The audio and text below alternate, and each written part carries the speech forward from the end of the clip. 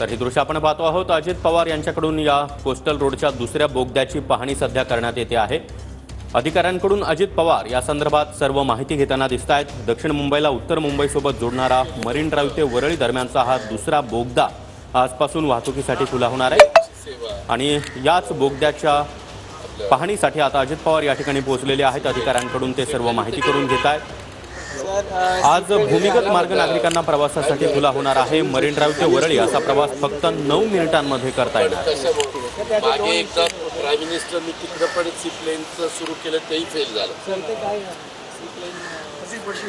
पडेल ना तिकडे झालं असेल थोडी असं पण मग आपण या तुम्ही थोडंसं मालेला बिलेला ते पाणी सरकलं राहतं।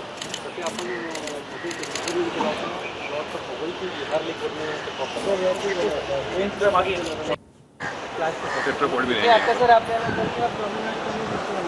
जिथे हा संपतोय आपला कव्हर पोर्ट नाही ना, इतकं मोठं प्रॉब्लेम आहे। आपण मागे इथं सुरू केलेलं होतं प्लेनची सेवा, वॉटर प्लेन, आपलं सीप्लेन इथं केलं होतं।